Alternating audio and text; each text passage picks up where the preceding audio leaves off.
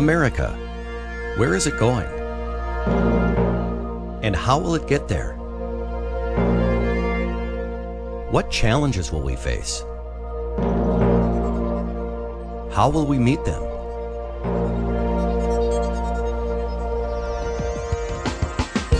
Over the past year, transportation leaders have worked with stakeholders and customers to develop a new vision for the 21st century. The goals? Reduce congestion, keep America globally competitive, and meet mobility needs.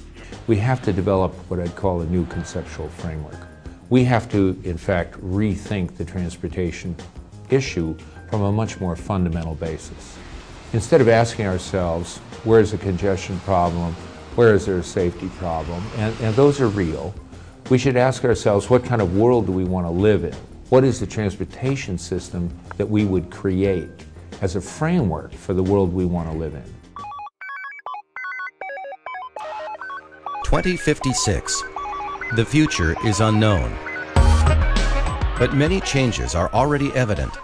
Another 140 million people, almost double the number of vehicles. The emergence of mega regions housing most of the population growth and most economic expansion.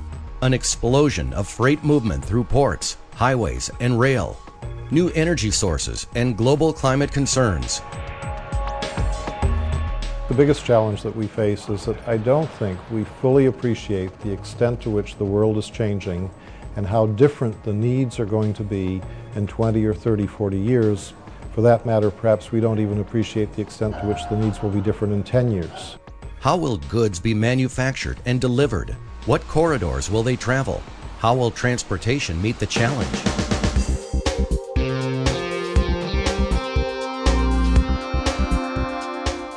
Preparing for the future, our priority must be to preserve and modernize the system we have. Pavement foundations will have to be rebuilt, and many bridges will have to be rebuilt or replaced. Our system has to be safer, more reliable, and free of congestion. Advanced technology and improved operations can help squeeze every ounce of performance out of the system we have, but new capacity will be essential. Travel on the U.S. highway system has increased five-fold over the past 50 years and could more than double in the next 50. Even with policies to cut the rate of growth by 50%, travel will have increased over 800% between 1955 and 2055. Unless we respond, today's congestion will only become far worse. By doubling and redoubling transit ridership, expanding intercity rail, and encouraging walking, telecommuting, and other policies, we can reduce travel growth by half. But the need to add new capacity is a certainty.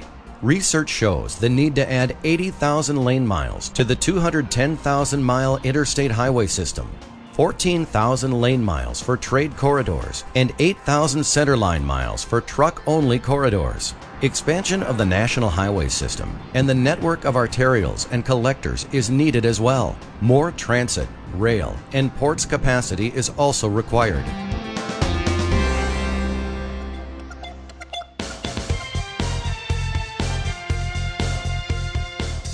We also need to keep America competitive in the global economy.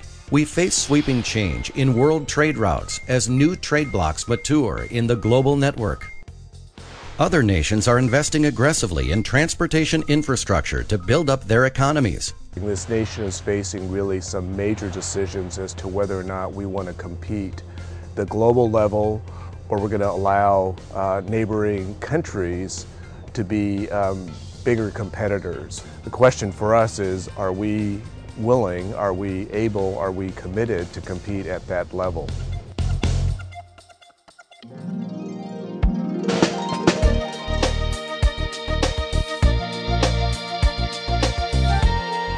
Americans expect and deserve a transportation system that is safe, that is dependable, that gets them where they want to go when they need to get there.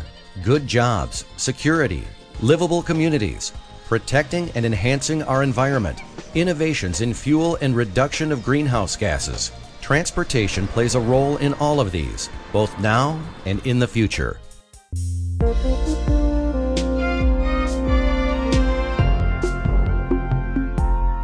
Achieving a new vision for America's transportation system will require a quantum increase in investment by all levels of government.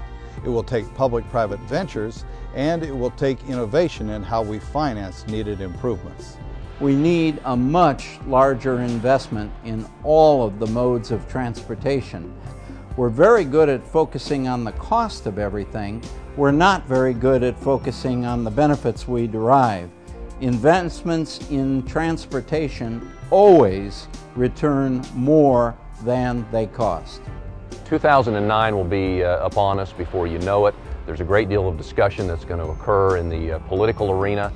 In 2008, transportation and infrastructure and investment needs to be a part of that political discussion, and so the time is ripe for user groups, for organizations like the American Trucking Association, for those that build the roads, for those that benefit from the roads, need to be fully engaged and be prepared to go unified to Congress in support of a national transportation vision. It's very important that all of us understand clearly what is important for transportation in the future. It's also critical for us that we move together collectively in concert and have a consistent message that the American public and Congress can understand. Within the United States, we must make that connection again in the public's mind between our economy and our transportation system. We have forgotten that, and we are going to pay a horrendous price for this lack of investment. We must, as a nation, come together and make a bold move to invest in this critical infrastructure that supports the American economy.